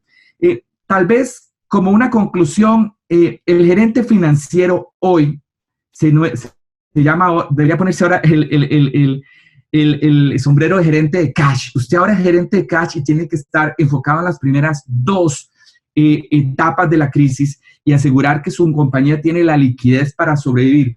Pero si usted es gerente general, usted debería estar pensando más en qué sigue para la empresa en las etapas de rebote y de reinvención para ese nuevo normal. Pasemos al siguiente slide para entender rápidamente qué significa ese normal, ese nuevo normal. Vean, ¿qué aspecto va a tener el mundo después de que el coronavirus ya se haya ido? Bueno, yo creo que no debemos esperar que cuando pase la pandemia regresemos a la realidad que teníamos en el 2019. Realmente este desafío va a ser un nuevo normal, una nueva realidad sin precedentes, donde vamos a ver una reestructuración del orden económico y social, de los negocios, de cómo hemos venido operando tradicionalmente. Vamos a ver cambios en la globalización y el comercio. Se ha visto la vulnerabilidad de las cadenas de suministro, ¿verdad? De pronto ya no vamos a querer empresas tan eficientes, sino que queremos empresas más resilientes, de tal forma que podamos tener redundancia en la cadena de suministro. Así como el cuerpo humano tiene 2 riñones, puede ser que ya no queramos poner todos los huevos en una sola canasta de abastecimiento, ¿verdad? En el campo de la tecnología y la innovación estamos viendo cosas increíbles, ¿verdad? Algunos comportamientos forzados como la crisis, como el teletrabajo, el comprar en línea, y puede ser que ya a partir de ahora, donde muchas empresas han aprendido a teletrabajar y colaborar con herramientas virtuales, esto cambie significativamente. Tecnologías como la impresión en 3D, etcétera, ¿verdad? Obviamente vamos a ver grandes impactos sociales. Hoy estamos viendo grandes experimentos sociales que hubiera sido muy difícil de imaginar. Uno de ellos, el más importante, es la ayuda que los gobiernos le están dando a los ciudadanos en los diferentes países, que puede ser la antesala al salario universal que tanto se había venido discutiendo. Pero definitivamente su empresa tiene que estar pensando en qué cambios van a tener los comportamientos del consumidor. Durante la crisis las personas estamos cambiando los hábitos. De hecho, no sé si ustedes han escuchado que se ocupan solamente 21 días para cambiar un hábito. Bueno, imagínense cuántos días ya hemos estado nosotros durante esta cuarentena. Por ejemplo, en el 2008, en la crisis financiera, mucha gente compraba en una sola cadena de supermercados. Después de eso, la gente quebró su compra y ahora compran diferentes cadenas buscando las mejores ofertas, y esa conducta ha seguido hasta nuestros tiempos. En China, por ejemplo, se han triplicado las compras de mariscos, frutas y verduras online, algo que antes, digamos, se pensaba que era imposible porque la gente decía, tengo que olerlo, tengo que tocarlo. De hecho, se le atribuye al SARS ser uno de los aceleradores de la adopción del comercio electrónico en China y del mismo surgimiento de Alibaba. Entonces, en la siguiente slide, solo para resumir, les voy a pedir que tengan su mente en 3 escenarios fundamentales.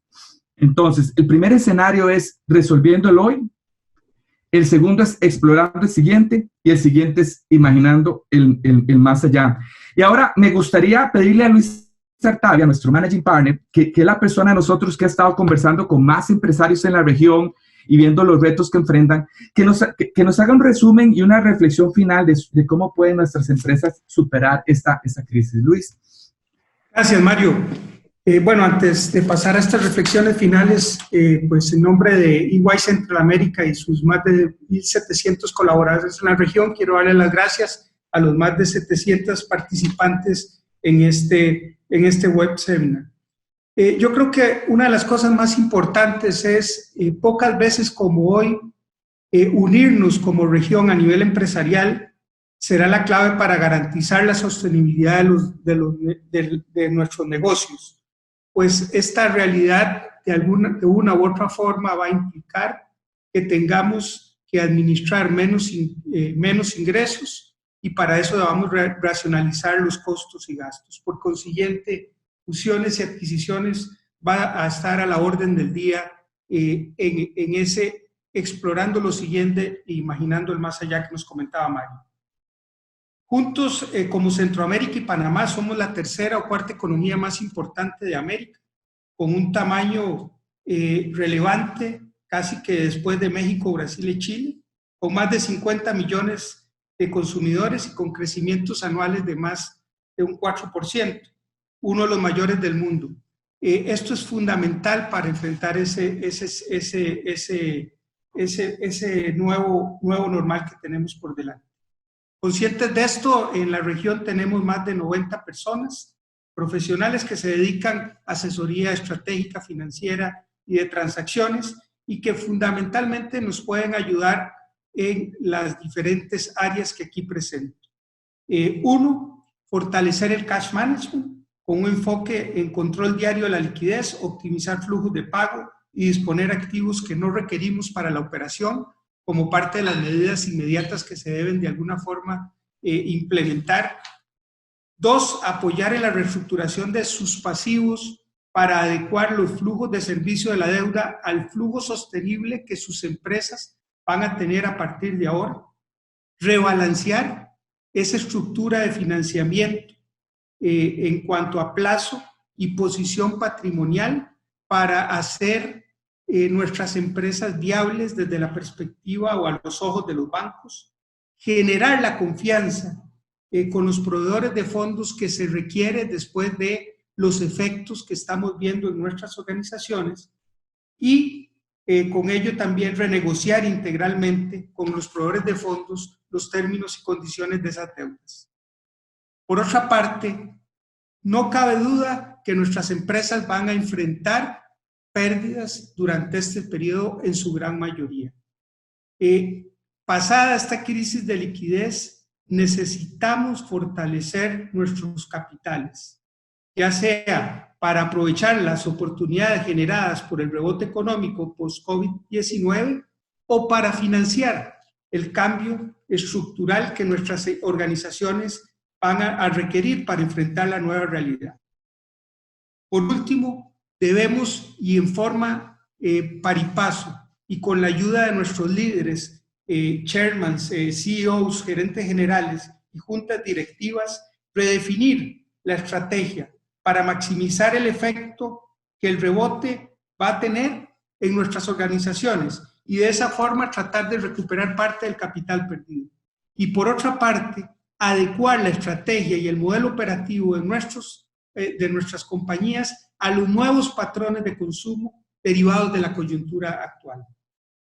Según nuestros estudios globales, esta coyuntura la superarán solo aquellas organizaciones que tengan la capacidad de sentir y responder a los cambios resultantes de una forma rápida y precisa, y que tengan la posibilidad de definir una estructura acertada para lo que viene después de lo que estamos viviendo.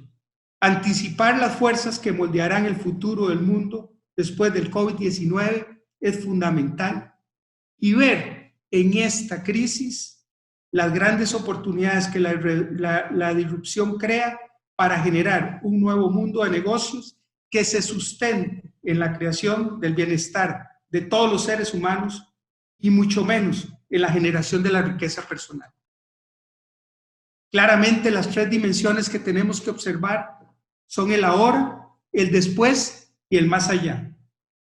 Su organización y la mía superará esta coyuntura sin lugar a dudas si logra responder con los retos que cada una de estas dimensiones nos plantea. Para eso, como les digo, tenemos una organización lista para ampliar el ancho de banda de sus organizaciones y acompañarlos como socio de negocio enfrentando estos y otros retos que estoy seguro van a surgir como parte de esta coyuntura que estamos atravesando. Muchas gracias a todos por su participación. Pasamos a las preguntas y respuestas, Mario. Sí, pasemos al próximo slide para que les queden ahí nuestros contactos en caso que quieran hacernos preguntas más específicas. Vean, primero que todo, muchas gracias por llegar hasta acá. Tenemos muchísimas preguntas, no va a ser posible contestarlas todas, pero me comprometo a darle las preguntas a nuestros panelistas y circular una respuesta a todas las preguntas que tengan que ver con este tema. Me gustaría empezar por preguntarle a Pablo. Ricardo Muñoz desde Guatemala nos pregunta, ¿cómo debería calcular mi necesidad máxima de tesorería a corto plazo? ¿Cuáles son los asuntos imprescindibles que mi empresa debe considerar? Pablo.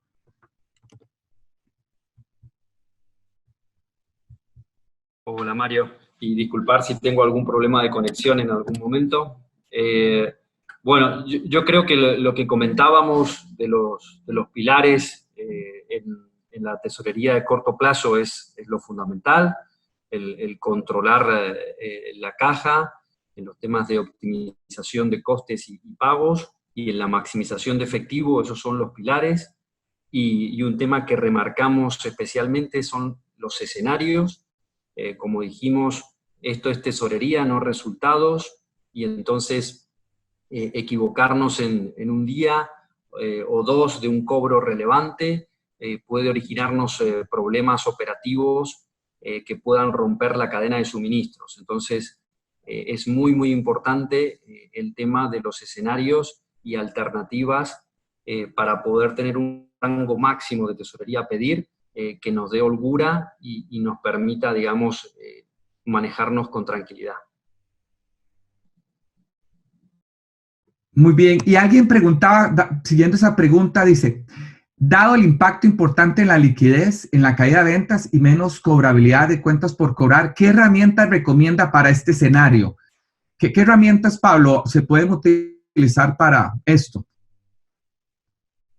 Bueno, hay muchas herramientas, pero digamos, en el tema de la cobrabilidad, lo que tenemos que hacer es repasar nuestros procesos de cobros, analizarnos internamente cómo lo estamos haciendo y qué aspectos de mejora tenemos, y luego, digamos, implicar a todas las áreas que estén dentro de nuestra cadena de servicios en ese proceso de cobro, ¿no?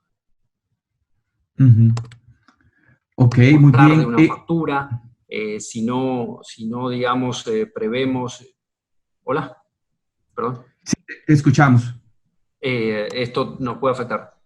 Sí, pues disculpar los problemas de conexión, pero para redondear, y es muy importante repasar nuestro proceso interno para hacerlo eficiente al 100%. Eduardo, gracias. Pablo, nos pregunta alguien, Ana Patricia Castillo de Panamá, ¿a qué se refiere con fuentes de financiamiento no tradicional y qué tipos de estructuras podríamos encontrar con ellos? Gracias, Ana Patricia, por la pregunta. Buenísimo. O sea, realmente la mayoría de las empresas centroamericanas estamos acostumbrados a financiarnos con la banca comercial. Y con la banca comercial hay temas de las restricciones que se les vienen en términos de sus propias protecciones, pero también la banca comercial centroamericana está acostumbrada a prestar a corto plazo. Hablemos de 5, 7 años, 10 años, ya se ve como largo. Las fuentes no tradicionales son las que usualmente, cualquier fuente que usualmente no pensemos. Entonces, mostrábamos en una filmina la banca de desarrollo. esta banca tiene acceso a tasas, a financiamientos, a tasas bien competitivas, tienen el apetito para invertir en sectores que no necesariamente son los ganadores, o sea, podrían apoyar sectores, dependiendo de ciertas condiciones, como impacto social, etcétera, pero podrían apoyar a sectores que están siendo ahora impactados, medianamente o altamente impactados, y también podemos obtener de ellos plazos de financiamiento más extendidos. Otro ejemplo, una fuente no tradicional podría ser una estructura de sale and leaseback. Aquellas empresas que tienen en su balance activos operativos relevantes podrían estar atando una gran cantidad de efectivo en ese balance. Y una buena idea podría ser liberarlos ahora mediante una estructura de un sale and leaseback, o sea, una venta y un arrendamiento inmediato a largo plazo, con opciones de recompra del activo estratégico si acaso lo queremos proteger, pero eso puede dar acceso a fuentes de liquidez interesantes. Y finalmente dejé para último lo de los fondos de inversión, estos que pusimos, los private equity. Estos fondos tienen muchísima flexibilidad en estructurar soluciones a la medida de las necesidades de algunos de nuestros clientes. Entonces, cuando digo que no son tradicionales, no es tradicional ir a un private equity. Posiblemente todos estos fondos que referimos están fundamentalmente basados en economías más grandes, como en Colombia, como en Chile, en Brasil, en México. Y estos además tienen la potencial flexibilidad de estructurar deudas subordinadas. Una deuda subordinada es una deuda subordinada al financiamiento bancario y que por lo tanto mejoran digamos, los covenants de cumplimiento obligatorio en las obligaciones bancarias. Podría también ser una deuda convertible en acciones. Podrían ser acciones preferentes, podrían ser directamente aportes patrimoniales, sin tener que obligar a vender la mayoría de la compañía, lo que se conoce como un cash-in, que es compro acciones, pero el efectivo queda dentro de la compañía para fortalecer el patrimonio. A eso me refería, y hay opciones, aunque no parezca tan tangible, tan cercano, hay opciones y hemos tenido conversaciones específicas con estos fondos que mencionábamos y con otros de que tienen apetito para ayudar y para participar en estos momentos en la región. Muchas gracias, Eduardo. Una pregunta para Luis. Desde Costa Rica, Pedro Gutiérrez nos está preguntando, Luis, dice, ¿cuáles son los factores críticos para superar esta crisis? ¿Cuál debería ser el énfasis que el gerente general de mi empresa debería tener en este momento? Gracias por la pregunta. El énfasis básicamente de la gerencia general debe ser en imaginarse dos cosas importantes. ¿Cómo voy a aprovechar el rebote para reponer el capital perdido? Porque eso es fundamental. Ahí vamos a tener una oportunidad. Nuestras empresas se van a debilitar en cuanto a patrimonio, pero en el rebote va a estar parte de la recuperación. Y eso va a requerir de una estrategia bien analizada y bien pensada. Y segundo es cómo voy a modificar mi estrategia y mi modelo operativo para realmente que mi compañía tenga una nueva propuesta de valor que me permita ser uno de los ganadores en el nuevo normal. Esas son, si se quiere, los dos énfasis que el gerente general de las compañías, a mi criterio, debería estar en este momento atendiendo. Muy bien, Luis. Un par de preguntas más por la limitación de tiempo que tenemos. Una para Pablo. Pablo, nos dice Teófilo Jafetz, no sé dónde será, dice, ¿qué recomendaciones tiene para empresas que pueden tener líneas de crédito comerciales con bancos, pero solo para importaciones y compras, más no para el tema de capital de trabajo? Entonces él pregunta, ¿cómo se puede negociar la apertura de los bancos para autorizar capital de trabajo en líneas de crédito, especialmente cuando se está cumpliendo con las obligaciones de pago o intereses? Cuando se está, me parece que quiere decir, cuando no se está cumpliendo con las obligaciones de pago, préstamos o intereses durante los próximos meses. Bueno, yo creo que lo que primero, el nombre de la persona, perdón, que no me acuerdo, lo que él primero tiene que, le recomendaríamos que hiciese es que estime primero su necesidad total de tesorería, que evalúe cómo está su situación financiera, su foto en el balance, y a partir de ahí puede presentarse en un banco, tendrá que elaborar cuál es lo que hablábamos antes, cuáles son los escenarios, cómo se ve él en este contexto, y sentarse. Yo creo que este es el momento para hacerlo con los bancos, todos los gobiernos y las entidades financieras también están concientizadas que en esta economía salimos entre todos, y creo que hay que aprovechar las oportunidades que el sistema financiero va a poner sobre la mesa y estar preparados para poder recogerlas, ¿no? Y contame un poco, en esta coyuntura, si las empresas van a perder un poco credibilidad frente a los bancos a la hora de presentar sus estados financieros, que es algo que entiendo que te sucedió cuando manejaste la crisis en España.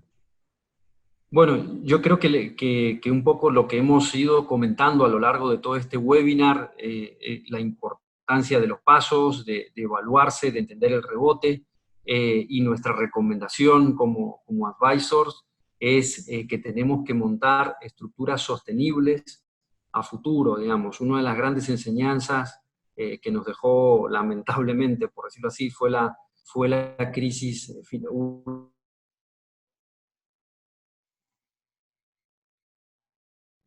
se me cayó un poco. Perdón, se me cayó un poco. Estaba diciendo, se te cortó un poco. Perdón. Uno de los, dijiste que uno de las enseñanzas que te dejó, ¿cuál crisis? La anterior crisis financiera, la del 2008, fue que aquellas empresas que fueron capaces de sobrevivir fueron aquellas que plantearon estructuras sostenibles a largo.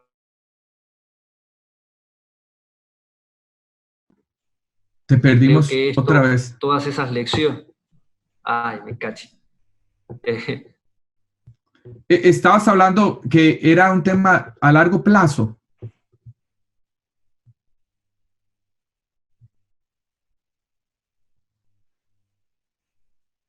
Creo que tenemos problemas. Parece estar teniendo problemas con la comunicación. Sí. Mario, si me repetís la pregunta. Yo te quería preguntar una. Nos está preguntando Christopher Music. ¿Cómo estás, Christopher? Un gusto de saludarte. Yo conozco a Christopher. Nos está haciendo la siguiente pregunta. Dice, ¿cómo hacemos para accesar la banca multilateral? ¿Y qué maneras hay para acercarse a ellos si uno es una compañía pequeña? Gracias por tu pregunta, Christopher, de Costa Rica. Hola, Christopher, yo también lo conozco, estuvimos en una transacción juntos de M&A hace algunos años. Bueno, pues la banca, el único tema que podríamos tener con la banca multilateral es un tema de dimensión. Si uno es una empresa pequeña, tendríamos que buscar cómo, como decimos en Costa Rica, encontrarle la comba al palo, para poder llegar a los límites mínimos de lo que ellos hacen. Pero un ejemplo de eso podría ser utilizar la banca. O sea, nosotros tenemos una amplia cantidad de contactos en esa banca que podemos explotar. Y podríamos, en el caso de empresas un poquito más pequeñas que tal vez no necesiten los montos necesarios o no alcancen los montos necesarios, podríamos puentear el financiamiento a través de la banca comercial. Requiere un poquito más de estructuración, pero es factible hacerlo. Y sí, en efecto, coincido completamente con el comentario, Christopher, que para las empresas medianas y pequeñas posiblemente es un reto, pero creo que hay maneras de estructurarlo inteligentemente. Podríamos inclusive puentear esos recursos a través de la banca comercial que usualmente te acompaña. Entonces es algo que nos puede tomar un poquito más de ingenio, de creatividad, de estructuración, pero se puede hacer. Si los montos de requerimiento son un poquito más grandes, pues la mayoría de estos bancos multilaterales tienen ya sea oficiales de inversión que constantemente visitan el país o los diferentes países en busca de oportunidades. Podría ser a través de ellos.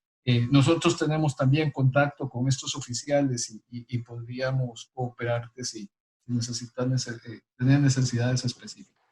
Y tal vez nada más para agregar ahí, Eduardo, hola Christopher, también el acceso, digamos, a las multilaterales a través de líneas que particularmente dan a los bancos comerciales con condiciones un poco más blandas que las estándar, podría ser una alternativa en caso de que los volúmenes de financiamiento no sean, digamos, suficientemente atractivos para la inversión directa por parte de multilaterales. Esa es una alternativa que, como dice Eduardo, podría requerir un poquito más de estructuración, pero que está a disposición, digamos, de los diferentes mercados que conforman la región.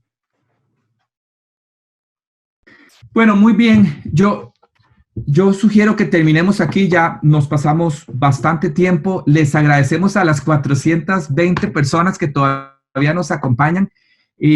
Ahí quedan nuestros contactos por si tienen preguntas específicas para nuestros expertos, y esperen un correo con esta grabación para que puedan repasar.